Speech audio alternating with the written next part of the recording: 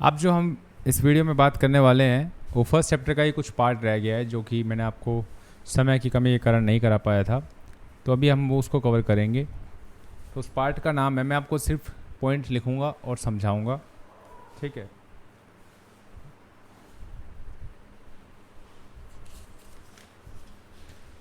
Point है राज्य की बुनियादी पहचान, या हम कह सकते हैं राष्ट्र की बुनियादी पहचान। राष्ट्र की बुनियादी पहचान। देखिए, एक जो संविधान होता है ना, संविधान जो है ये समझ लीजिए देश का हृदय होता है, जिससे पता चलता है कि देश कैसा है। जब तक इंसान अंदर से अच्छा नहीं है तब तक सामने वाला व्यक्ति उसकी अच्छाई की तारीफ नहीं करता। ठीक वैसे ही जिस देश का संविधान अच्छा नहीं होता उस देश को अच्छा नहीं समझा जाता। देश कैसा है ये उसके संविधान से पता चलता है, ठीक है। जैसा इंसान कैसा है उसके व्यवहार से पता चलता है, ठीक वैसे ही देश कैसा है ये संविधान से पता चलता है। तो इसमें जो लिखा है वो आपको लिखना होगा, जैसे मैं बता रहा हूँ वैसे ही। आखिरी और शायद सबसे महत्वपूर्ण बात यह है कि संविधान किसी समाज की बुनियादी पहचान होता है। देखो, समाज जैसे बनता है वो कैसे बनेगा? नियम कानूनों से बनेगा। तो नियम कानून कौन बताएगा हमें? संविधान बताएगा। इसका अर्थ यह है कि संविधान के माध्यम से ही किसी समाज के एक सामूहिक इकाई के रूप में पहचान होती है। मतलब कि ग्रुप ऑफ द पीपल कहाँ से है ये पता कैसे चलता है? संविधान से पता चलता है। इस सामूहिक पहचान को बनाने के लिए हमें इस संबंध में कुछ बुनियादी नियमों पर सहमत होना पड़ता है।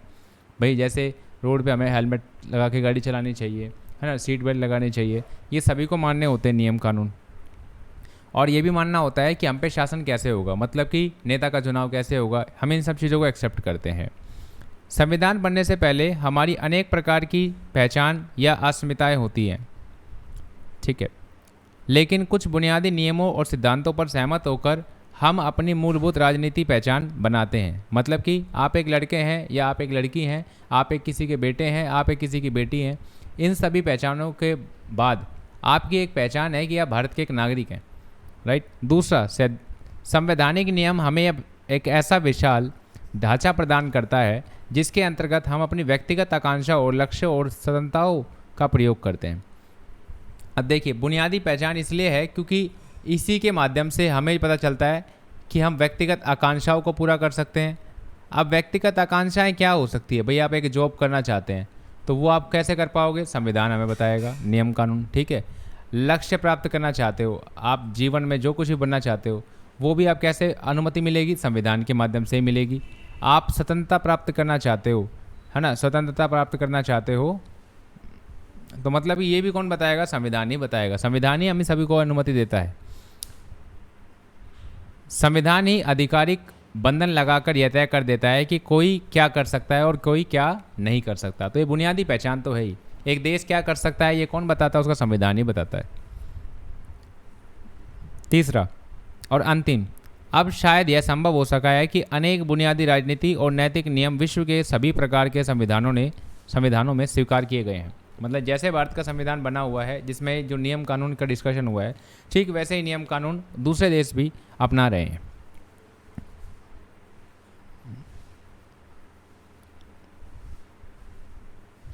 अधिकतर संविधान कुछ मूलभूत अधिकारों की रक्षा करते हैं। ऐसी सरकारें संभव बनाते हैं जो किसी न किसी रूप में लोकतांत्रिक हो, कैसे भी करके। लेकिन राष्ट्रीय पहचान की अवधारणा अलग अलग संविधानों में अलग अलग ढंग से की गई है। ज़्यादातर राष्ट्र मतलब देश विभिन्न जटिल ऐतिहासिक परंपराओं के सम्मिलन से बनते हैं, है ना। आपको पता है जितने भी देश बने हैं वो परंपराओं के आधार पर बने हैं, है ना। और वे उस राष्ट्र में रहने वाले विभिन्न समूहों को कई तरीके से आपस में मिला लेते हैं। जैसे जर्मनी का निर्माण जर्मन नस्ल के आधार पर हुआ, राइट। संविधान ने इस पहचान को अभिव्यक्ति दी, ठीक है। दूसरी ओर भारतीय संविधान जातीयता या नस्ल को नागरिकता के आधार के रूप में मान्यता नहीं देता। जर्मन क्या कहता है? जर्मन नस्ल के लोग हैं इसलिए उसके आधार पर संविधान बना, लेकिन भारत में ऐसा नहीं है। विभिन्न राष्ट्रों में देश की केंद्रीय सरकार और विभिन्न क्षेत्रों के विभिन्न बीच संबंधों को लेकर भिन्न भिन्न अवधारणाएं होती हैं।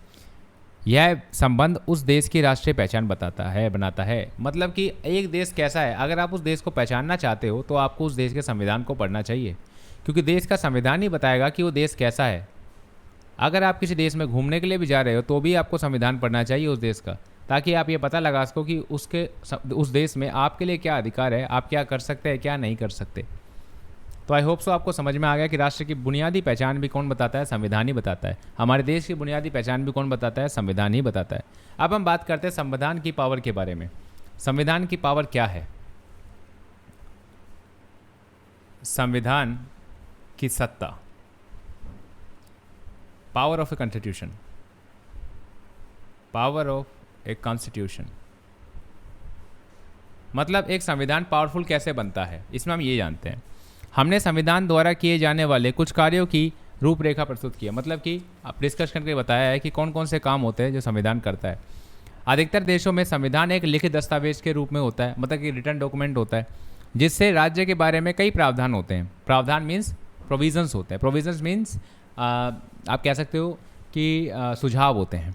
यह सुझाव बताते हैं, ये प्रावधान बताते हैं कि राज्य का गठन कैसे होगा, मतलब एक स्टेट कैसे बनेगी, यानी कि एक देश कैसे बनेगा, वह किन सिद्धांतों का पालन करेगा। और किसी देश के संविधान की बात करते हैं तो सामान्य रूप से हम उसी दस्तावेज का जिक्र कर रहे होते हैं कि जो उन्होंने बनाया है, मतलब संविधान की।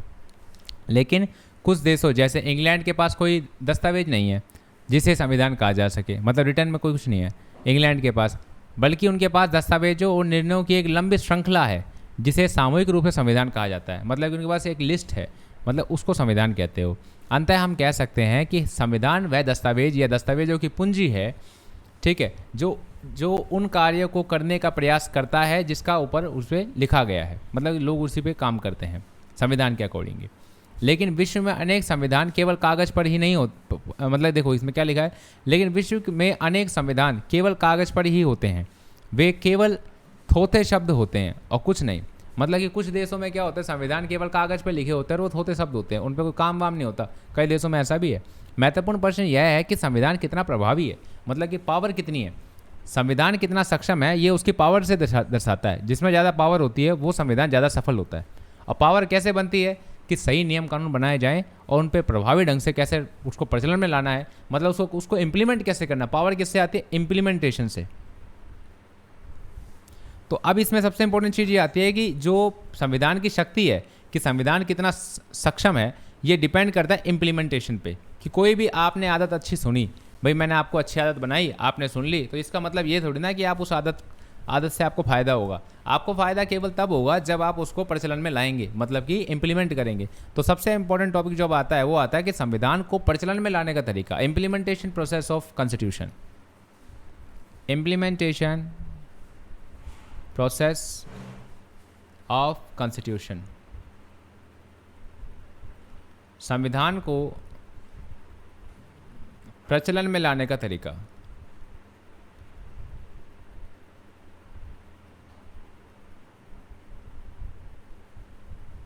संविधान को प्रचलन में लाने का तरीका, इसका मतलब है कि कोई संविधान कैसे अस्तित्व में आया, किसने संविधान बनाया और उसके पास बनाने की कितनी शक्ति थी।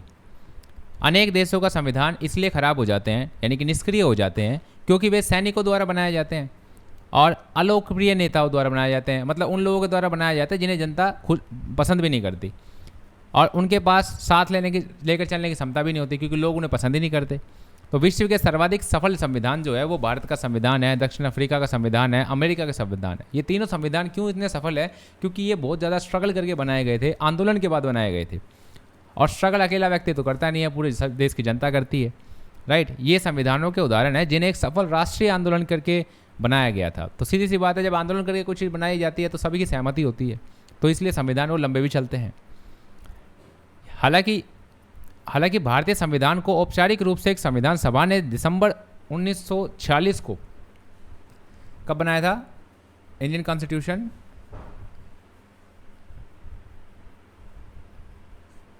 भारतीय संविधान बना था 1946 दिसंबर,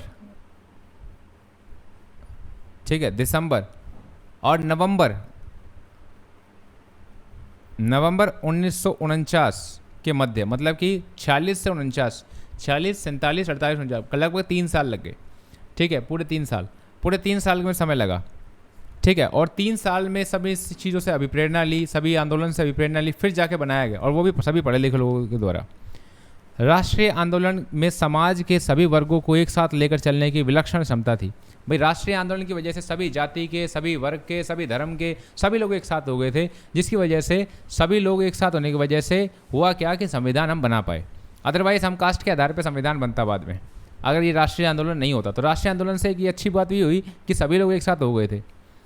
संविधान निर्माता लोगों को यह समझाने में सफल रहे कि संविधान उनकी व्यक्तिगत शक्तियों को बढ़ाने का कोई साधन नहीं है। यही कारण है कि संविधान को भारी वैधता मिली। मतलब कि अपने जो संविधान व्यक्ति जो बना रहे हैं उनकी शक्ति बढ़ाने का कोई साधन नहीं है, बल्कि ये सभी लोगों को आगे बढ़ने के लिए उपलब्ध कराएगा अपॉर्चुनिटीज़। यही कारण है कि संविधान को वैलिडिटी मिली।